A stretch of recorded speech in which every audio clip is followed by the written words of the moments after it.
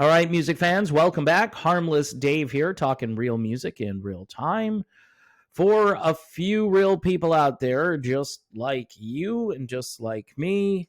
All right, it's the Sunday edition. So I'm going to be talking about Jars of Clay today. What happened to Jars of Clay? It's not good news. It's bad news because they're not into the good news anymore. Here's Cochrane and Company. I think it's pretty sound. But you got to be really careful listening to Christian music today.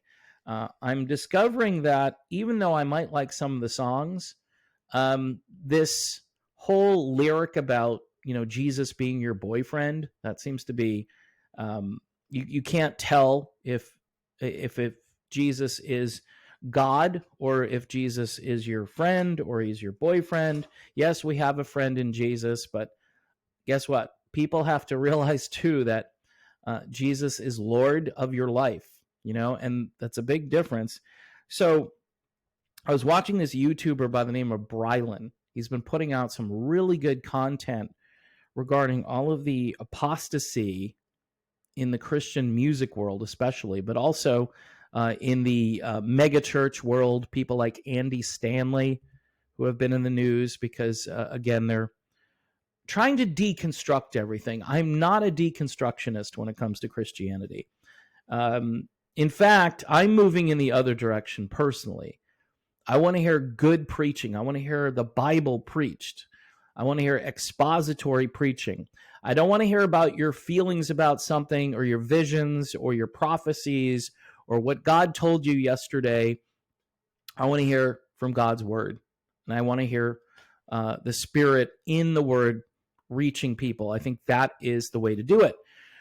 Jars of Clay, by the way, have been on a sort of opposite path now for about, 9 or 10 years. Again, I was in Christian radio in the 90s, was a big fan of the band. They had this tune called Flood, which crossed over onto secular radio, had all of this Gregorian chant in it, and it was just very innovative.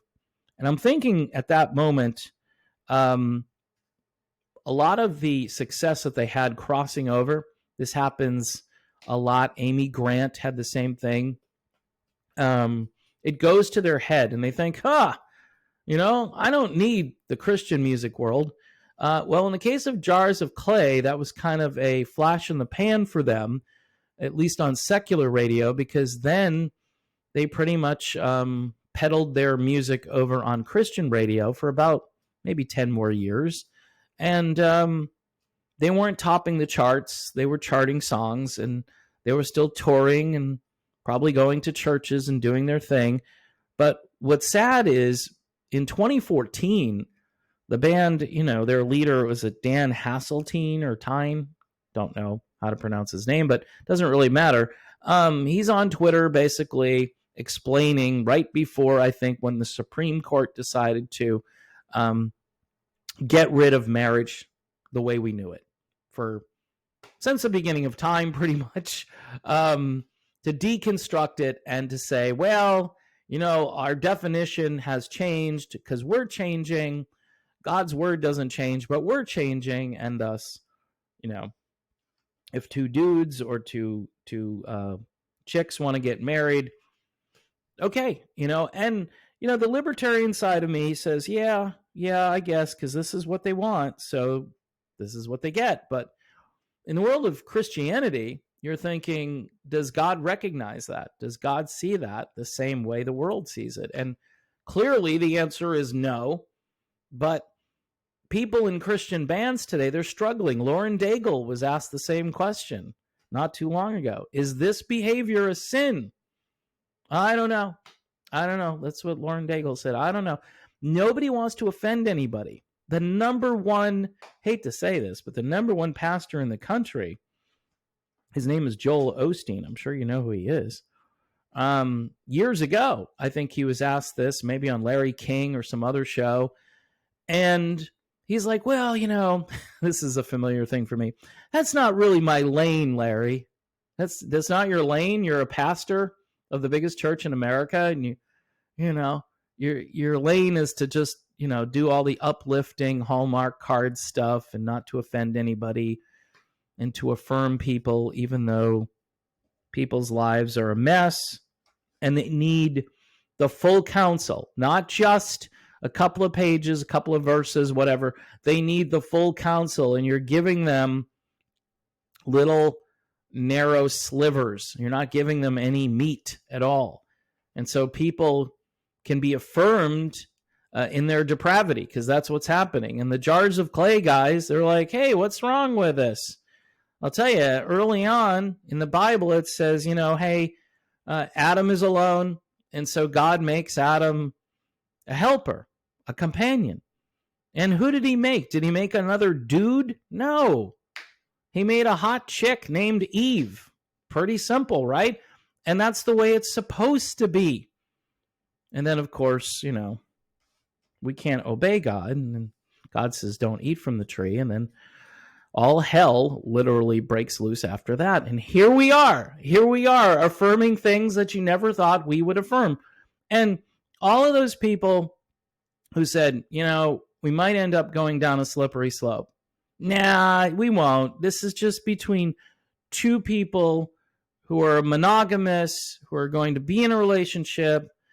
And, then you have all this thing about adoption and different, and it's gotten completely haywire. That's not even the tip of the iceberg now. You've got adults who are looking to say, hey, I'm attracted to this child, and here we are. And will we go down that road? People thought we wouldn't go down the other road, but we went down that road. We're just barreling down the highway, and Jars of Clay is like, hey, so what's wrong with that? What's wrong with that? Well, you claim to be a Christian, but you don't follow the book. If you don't follow the book, I just don't understand how you're a Christian. But that's a whole other video. And, for somebody who's really good with theology, all I can say here, folks, when it comes to Christian music, bands like Jars of Clay, bands maybe you grew up listening to thinking, this is good. This is, I'm not listening to, Motley Crue or, whatever band that's really debauched and but it's like, where you're going, at least where you're going with a band like that. With a band like this, you're thinking, good, wholesome music, right? Maybe so in some ways, but then behind the music, it's almost like it's more devious to do something like that, to say, hey, this is who I represent. I follow Jesus. But then you look at the book and you see what Jesus taught. And yes, he quoted from the Old Testament. A lot of people who think that I'm a New Testament Christian. So these old things aren't, they're not relevant today. Really? So you're just going to throw away every time in the New Testament that the Old Testament is quoted. And it's quite often because that's the book they had. People don't understand. That's the book that they had at the time. They had the Old Testament. So everything that they're teaching is basically an offshoot from that. So when people say, well, I'm a New Testament Christian, I just follow Jesus and I read the red letters or something and that's it. I'm like, okay, well, that's the whole Bible. It says it's all inspired. It's all God breathed. So I don't know where you get off going and making up your own rules. And basically that's what's been happening. The deconstruction stuff started in the early 2000s.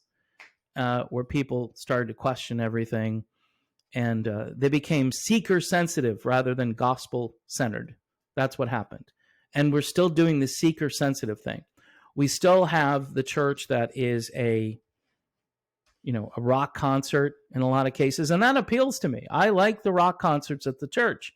But then you're not getting any substance. You're getting very little meat on the bone. And I'm kind of thinking, I want to go back to the basics. I want to hear the gospel preached because I need that and other people need it. But bands like Jars of Clay and people like Lauren Daigle, and there are many others that are just using the whole format to kind of springboard to more success. Amy Grant did that. She used the whole Christian music format to, become popular in the secular world.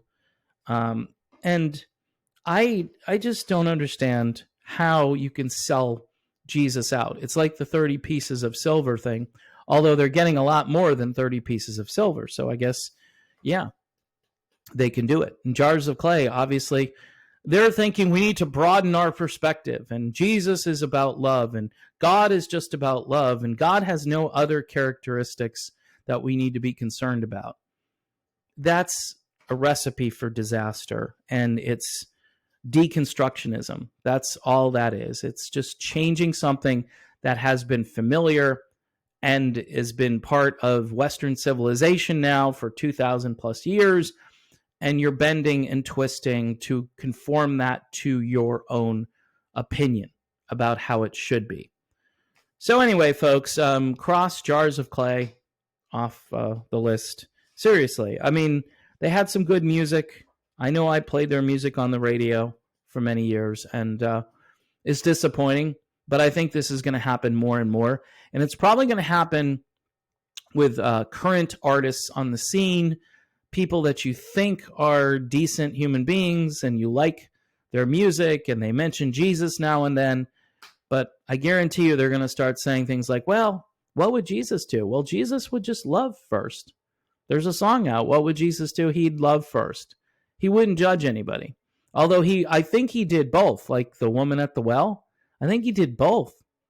He judged and he loved. I mean, and that's pretty much what God does. God is still the judge. He's still in control. He's still on the throne. I mean, everybody is supposed to judge. This idea that you can't judge anything, judge not lest ye be judged, it's so out of context and wrong and stupid. People make judgments every minute of their day about all sorts of things. So, I'm not going to judge. I'm not going to judge this meatloaf. It looks like it's been, burnt to a crisp, but I'm not going to judge. No, I'm just going to take a bite and eat it because, I don't want to offend anybody. This is where we're at now. You can't offend anybody over anything. Yeah, this is the best meatloaf I've ever eaten. It's good. Yeah, two dudes, that's the same. Two dudes is definitely the same. There's no difference whatsoever. Grow up. Stop being a bigot, So anyway, folks, I think this is a good Christian artist. Cochran and Company. Running Home is the name of this, and the couple of really good songs. Another tune on here called Parking Lot. I think that's a single out there. But I'm probably going to focus my attention more on the lesser-known Christian music artists, much like I do with the secular music artists, things that you haven't heard before. Because, Christian radio might not be the best place to get your theology. You might want to dig a little deeper. I mean, it's okay. It's kind of like icing on the cake, but you still need to have the rest of the cake. And you can't just consume icing all the time. And I think that's really what Christian radio is these days, for the most part. There are exceptions. Anyway, folks, thanks for watching. Don't forget to subscribe to the channel. Hit the bell for notifications. And also check out that channel I told you about. His name is Brylan. And I think it's him and his wife. And they do a really great job breaking down every issue when it comes to what the church is doing wrong and what the Christian music industry is doing these days. Really great content. And I'd actually tell you to go support the guy because, his channel has blown up and I'm a little jealous, but he does a great job. So good for him. And it's all for a good cause. And that would be the proper use of the gospel and not just using Christianity to exalt yourself in your career.